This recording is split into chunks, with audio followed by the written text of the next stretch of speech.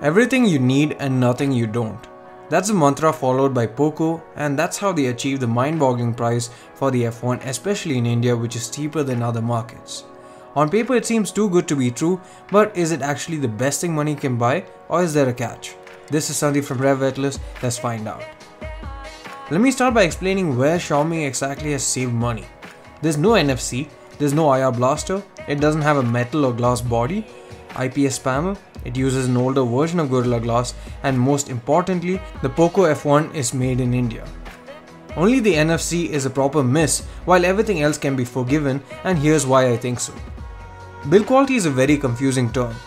Over the years we have seen so many bad plastic or plastic-like phones, particularly from brands like Samsung, that has created a false perception that plastic material is cheap.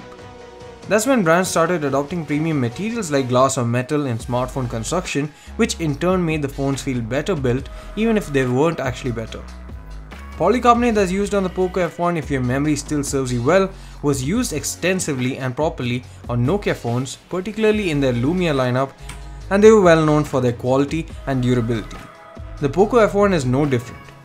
While it may not feel as premium as metal or glass, and the usage of polycarbonate does make it cheaper to produce, it still is extremely durable and feels like it can last extensive usage.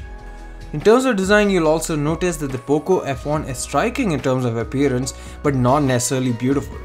It's got more of a functional approach with the bigger bezels and overall treatment, although it too may find a share of suitors. There are 4 colors to choose from, including graphite grey, steel blue, Rosso red, and the Kevlar touting armored edition that we have here. I prefer the steel blue version the most, but all have their own appeal. The armored edition is the most exclusive as it's positioned at the top and is available at 1000 rupee premium over the top end variant too. I have a love and hate relationship with the Kevlar back. I love it because it keeps fingerprints at bay and provides amazing grip. You literally have to push it off with force to move it across the surface. I hate it because I'm not really a fan of the Kevlar weave pattern, and I also don't like the fact that it's tough to clean. You really need to put your elbow in to get the grease or stains or moisture off of it. The Kevlar, by the way, is apparently directly sourced from DuPont USA, so it's of the best quality, and it actually moves a bit when you press into the casing. While the F1's older siblings get Super AMOLED displays, the F1 gets a modest IPS panel. I'm not complaining. In fact, I've had to think real hard to find faults with this phone, and even then there's maybe 1 or 2, and the display isn't one of them. The IPS panel is one of the better ones that I've seen. It's very sharp with a Full HD Plus 2246 by 1080 pixels of resolution owing to the 18.7:9 display, and the Corning Gorilla Glass 3 still performs well and keeps scratches away fairly well. There's no oleophobic coating, this being one of the cost cutting measures as well, but I honestly can't say that it's affected my experience so far. I find myself having to clean the display just about as many times as I did with other phones. The 6.18-inch IPS panel also performs pretty well under direct sunlight. Is it on par with AMOLED or Super AMOLED screens? Definitely not, but for an IPS panel this is pretty good. Oh, and you can hide the notch just in case you're wondering. The phone features a fingerprint scanner at the back and a face unlock with a dedicated camera and IR illuminator at the front in the notch.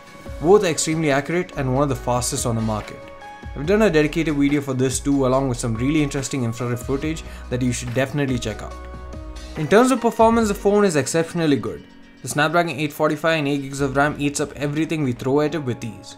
We have not had a single moment where the phone is frozen, and the gaming experience is good too.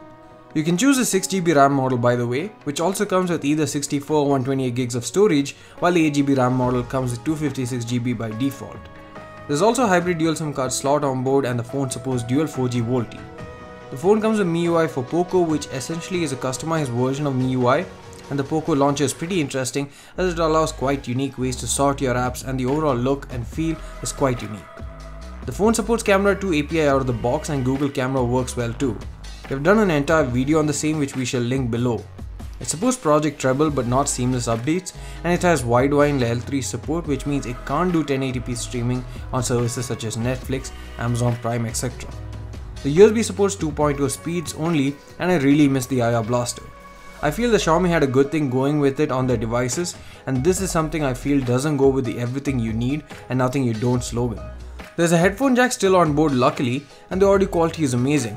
It's very similar to what you get with the Mi A2, although I'm not sure if they use the same audio chip. But it drives powerful headphones with ease too, and I really enjoyed using my Audio-Technica 8900 with it. The speaker is a mono bottom firing unit that gets decently loud, but the phone begs for a stereo speaker setup.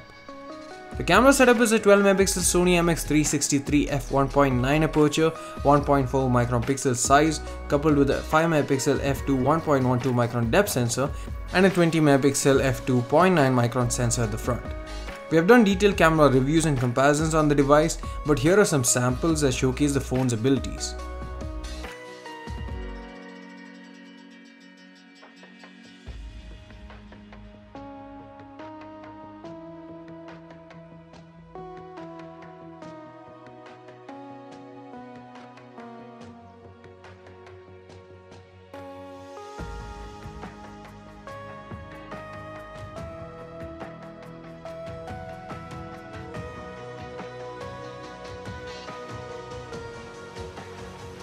Battery life is very good on the F1.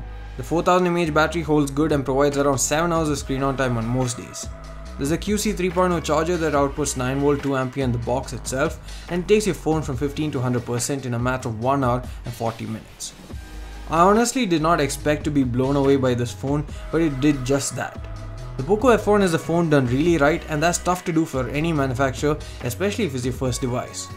Surely having a parent such as Xiaomi helps, especially with the supply chain helping you achieve that incredible pricing. But the Poco is one phone I wouldn't mind paying more money to if they did in fact price it a bit higher. The base variant especially will eat into the sales of many smartphones both below and above its price segment. The only issue now is that it perhaps has set the bar too high for its successor. Let's see what happens there. Thanks for watching this video. See you again in the next one.